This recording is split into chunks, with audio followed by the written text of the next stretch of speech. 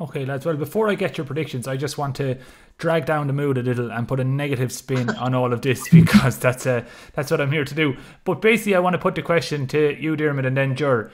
If Cork fail to win on Sunday, does that take the shine off their win over Kerry? Is a Munster title now a necessity to ensure that this season has been a success? Diarmuid, I'll go to you first. Yeah, I agree. I think it is, Jack. You know, it was all very well beating Kerry, but I think it'll certainly take the glass off the whole season if they don't. There's an incredible amount of work being done at underage level and in the structures of the county board in terms of how they're restructuring our own internal championship and all that.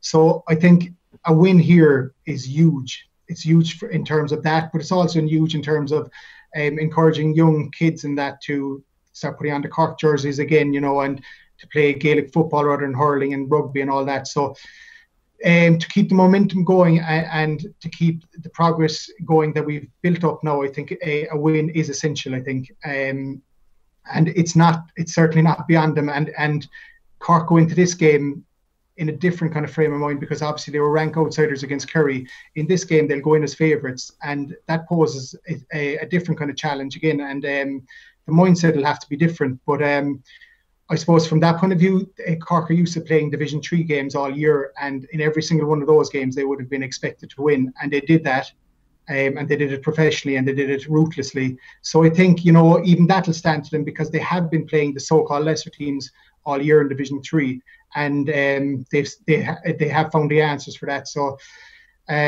yeah, I do think a win here is absolutely necessary, and I think Cork will do it as well.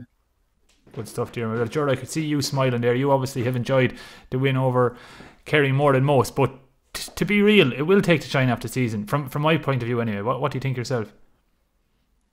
Well, much like TJ Reid's wonder goal, which I know you wanted to work into the podcast at some stage, Jack, the shine off something unique of beating Kerry for the first time in 9 years, I actually don't think, even if Cork lose, and they'll come in for unbelievable criticism if they lose, that was a special moment for the players that have been on the receiving end of Kerry for too long. But on the whole, yeah, I mean, Ronan McCarthy, the first thing he said, and you'll hear from Rory Dean in the podcast as well, the Kerry game is worth nothing if Cork don't win a Munster title. I mean, Dean also made the point in the podcast that he hasn't won that many. Has he won a Munster medal? I don't think a lot of the players wouldn't have actually won Munster medals. It's been that long, a decade of dominance by Kerry in the province. So winning a Munster final, irrespective of whether it's against Tipp or not, is important for the psyche of the team. But there's a couple of good things from Cork's point of view. One, the number of under-20s who've come up under Keith Ricken, who are used to winning and used to beating Kerry. That shone through for me the last day. And we've an interview with Keith Ricken in this week's Southern Star about that very point. Two, this is the third year of Ronan McCarthy's contract and of his cycle, and I think he has, and I'd love to get the chance to ask him this, I think he has his strongest 15 available to him now, more or less, at this time of the year. The third thing is Cork are based in CIT, and Cian O'Neill's influence is really starting to shine through in terms of the cardiovascular, in terms of the strength and conditioning. The last day, there's years gone by when that same Cork team may not have lasted against Kerry when it came to strength and conditioning. That is not the case anymore now. So Cork are fitter, faster, and they've got a win under their belts against their old rivals. So they are on a high. But it will, I guess, to answer your question directly, yes, it would be a huge blow to lose to Tipperary, considering the effort that went into beating Kerry. But I think the momentum is with Cork. I think they're up against the Tipperary team that went 2 periods of 20 minutes without scoring against Limerick. They're up against the Tipperary team that were down 7, maybe 8 points at one stage against Limerick. Cannot do that against Cork. For all Cork's faults, they will not give something like that away. And I think what Diarmuid said about the league campaign is very, very true. They beat teams that they were expected to beat.